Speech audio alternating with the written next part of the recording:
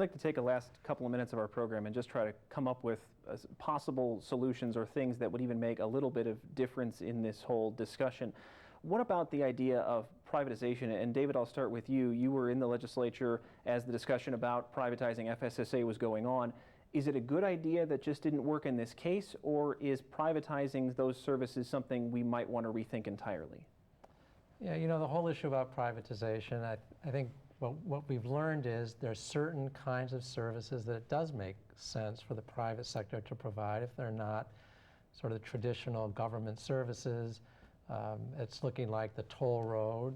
You know, you don't think of government as necessarily operating a toll road, but when you're talking about providing services to poor people who are not neglected, we saw what happened with, it was a disaster because, you know, the goal of IBM is to minimize costs. How can we do this as cheaply as possible, and not how can we make sure we necessarily deliver the best quality services.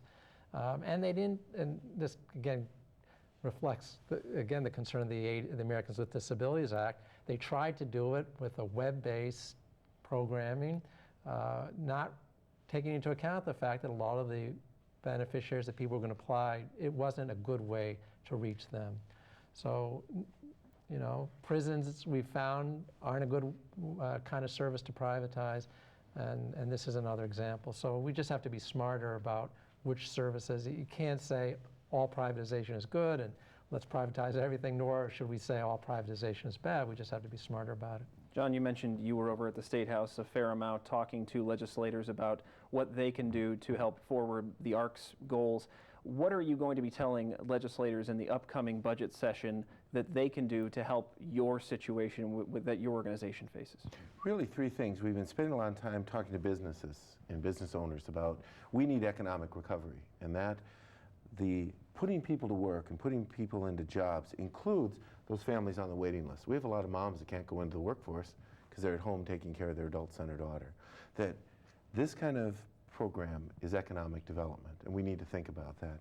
Secondly, we've got to have real reform. We've got to take care of some of the regulations, get that out of the way so that we put money into services, not into bureaucracy. And the last thing is that to be very mindful. We had the great fortune of working with David when he was in the House. We need legislators to be mindful that when we talk about cuts, it's real people on the other end of those things. And as Kim said in the opening, we've done all the easy stuff several years ago to reduce spending. Now we're doing very difficult things that are having repercussions. The next round of cuts, if they have to come, will be devastating to people. Are you finding that legislators are getting your message? I think so. I think there's always the challenge. We have entered a time that is probably as partisan as I've seen in my nearly 40 years in my career. And we are really trying to reach out to folks, to both parties, to make sure they understand in an unprecedented way with families and self-advocates, as you talked about. Because we don't give money. We don't spend a lot of money. We don't take people, and David will say this, we don't take people to fancy restaurants in Indianapolis. What we try to do is build relationships with folks back home. And it doesn't matter which party they are. When they see someone and get to know how their life has changed, that's when it'll make a difference. And we need to get people involved. And it's real easy for families to be cynical right now. We need them to be hopeful and to be involved. And Maureen, when that sort of talk from the legislature comes down to a local organization like Stone Belt, are you hearing positive things that you think are going to make a difference and are going to help you provide the services that you want to provide going forward?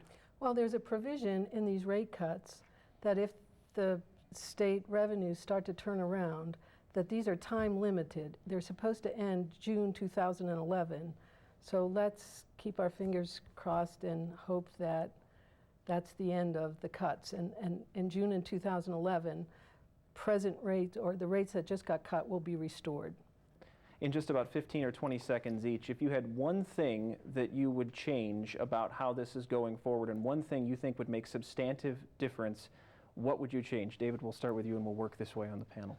Yeah, you know, the key for any kind of a program for the disadvantaged is to sort of tie their fortunes to the fortunes of the more influential. So the poor elderly get taken care of in Medicare because they're in the same program as rich elderly.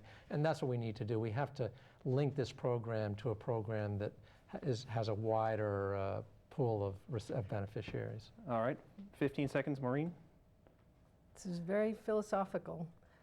I think we really need to consider and think as a society and as a culture, who are the citizens that we really need to support? I mean, people with disabilities are some of the most vulnerable people in our society, and we're talking about basic fundamental cuts to their services. So I think there needs to be some kind of a political shift to think about the citizens of our state and with disabilities and how we support them in general. John, I apologize. We've run out of time, but thanks to all of you for being here. We really appreciate your time and your ability to speak intelligently on this topic and spend some time with us. So thanks very much. And thanks to all of you out there for watching and listening as well. Please do join us, and you can be a part of our online conversation if you like. You can post your questions for our next InFocus. You can send us an email, infocus@indiana.edu. You can participate in a blog, or you can see portions of this show at our website, indianapublicmedia.org/infocus. Next month, we'll talk about the state's plans for extending Interstate 69 and how those are affecting Hoosiers and the environment in the southern half of the state. For all of us here, thanks for being here. Have a good night.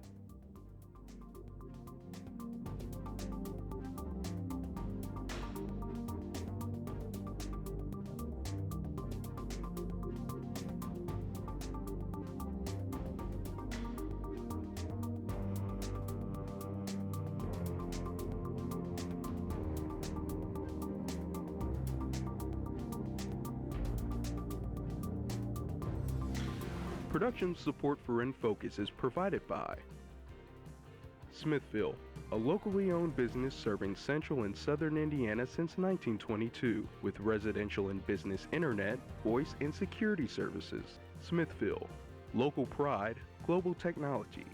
Information at smithville.net.